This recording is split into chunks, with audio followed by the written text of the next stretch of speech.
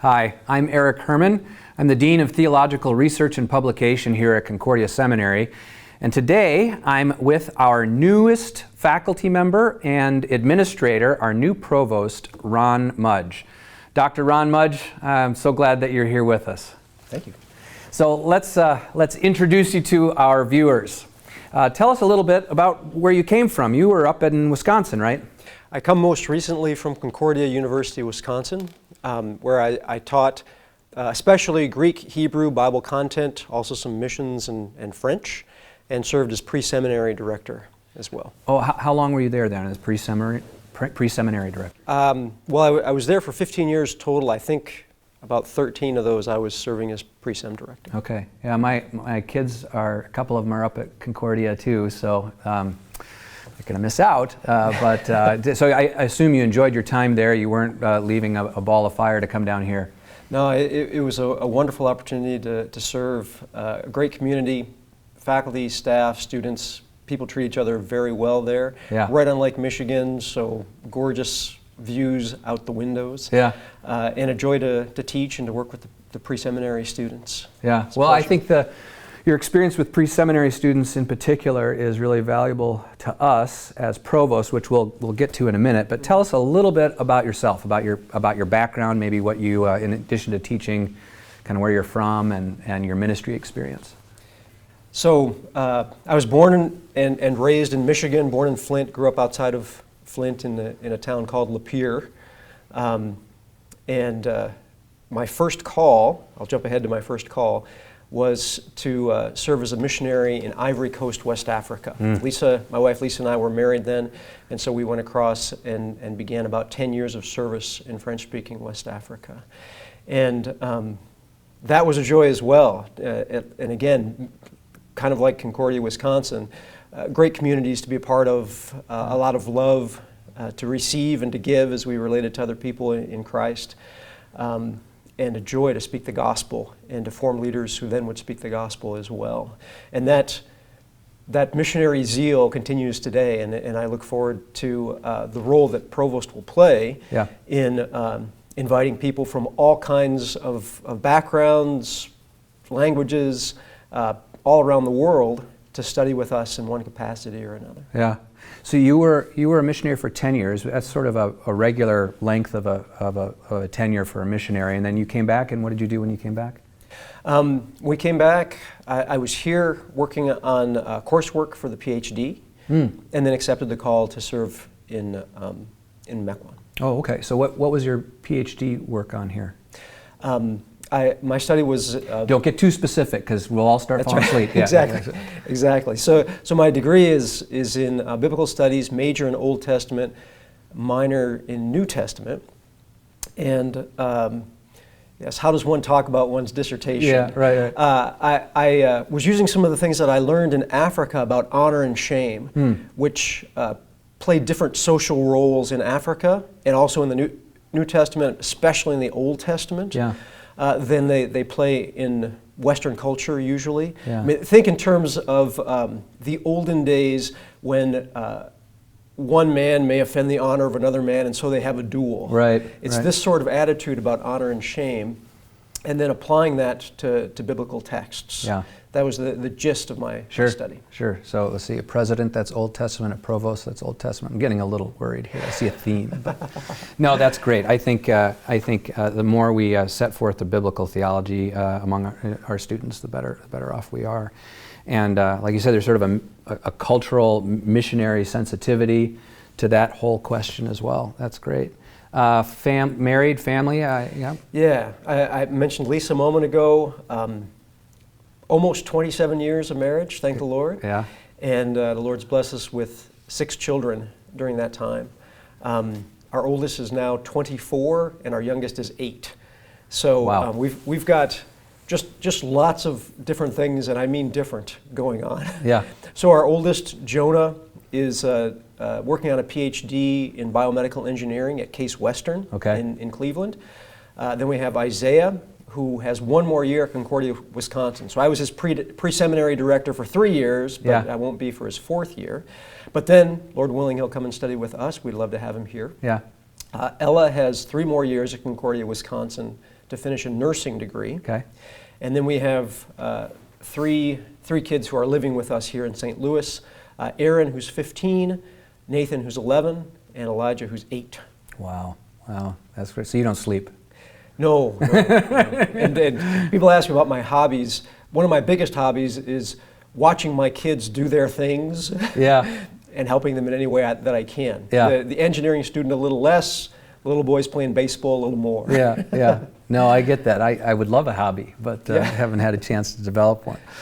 Well, that's great, and we're glad you're here, part of this community.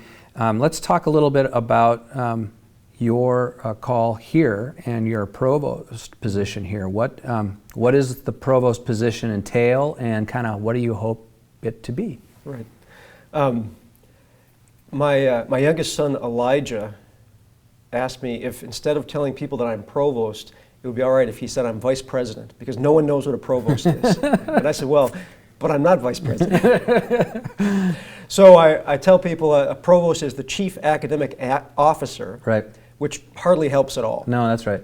But the main idea is that I'm the one keeping an eye on all things academic. Yeah. I work closely with President Egger. President Egger often will be the inspiration or send me on a certain trajectory, and then I keep an eye on things to make sure that that seminary is headed in the direction we want it to go, right, in a given area. Yeah. So I work with you in regard to the publications and our online presence, and things like that. I work with the library, with the graduate school, the Dean of Ministerial Formation, who is keeping an eye on the routes that we have for ordination. Yeah. MDiv, of course, but others as well. I work with the Dean of Faculty, who is taking care of the faculty, making sure the faculty is doing well, and guiding them. I work with enrollment, and that's something that I find very exciting. It's a carryover from my time in Wisconsin, where as pre-seminary director I was actively recruiting. Now I'm spurring on our enrollment team. They're doing a fabulous job, and inviting people, everyone they can get their hands on, inviting them to come and study with us, and reminding people who may be second career that the Lord's leading them to consider becoming a pastor or to become a deaconess. Also, those who are in high school or even junior high, those who are in college now, reminding them what fulfilling work it is to be a pastor, what fulfilling work it is to be a deaconess, and inviting them to pray and consider coming to study with us. It sounds like that's one of the things that's energizing you the most. What are some other things that really excite you about being at Concordia in St. Louis, and about being among these students and faculty and staff? Yeah. Well, that's certainly something that I find very energizing, the enrollment aspect of it, and the invitation for people to come and study with us. And that invitation is really, it goes throughout the world. We have students who come from a variety of different countries to do graduate study with us, and from a variety of different backgrounds to study to become pastors and deaconesses, missionaries. And that's a big message that we want to send out to everybody. Please consider coming to study with us. You are welcome. Yeah. We are a multicultural seminary. We are a seminary that reflects God's description of heaven in the book of Revelation. Every language and nation, we want to be represented. Everyone's invited. And they're invited to take part in God's mission, to study His Word, to study His teaching, to prepare to serve Him, and then to do exactly that. So as pastors, to deliver the grace of Jesus to people through word and sacrament ministry, through baptizing and serving the Lord's Supper, and confession and absolution, and leading worship, and preaching, so that the people of God receive the gifts of God, and also to engage the community and invite people from the community to join us in our congregations to receive those gifts. And of course, deaconesses working to meet people in their need and in their joy as well with God's Word. Yeah. So there's a lot that if you're not overseeing, that you have your, I mean, it's not all roads lead to the provost office, but most of them. But, a lot of them do, yeah. But boy, it is a lot of exciting people to work with, and being a Lutheran church in this day and age, in this context, and the ministry opportunities and challenges that are out there. Our past president used to say it's a great time to be at Concordia Seminary and in the church, and I know Tom Egger has been so excited about seeing the seminary as a leader in American Christianity and Lutheran Christianity. What do you think is the biggest challenge / opportunity for our church body and the seminary as one of its leading institutions in that? Yeah, and I do think that it is a challenge / opportunity. Yeah, right. The Western culture especially is becoming less Christian and sometimes hostile toward Christianity, and will sometimes view Christians as arrogant for thinking that Jesus is the only way to be saved, for example. And in that situation, the Lord is calling us to stay true to His Word, to speak the truth that He gives us in His Word with love and respect and acts of kindness to people who are part of the church and people who are outside of the church.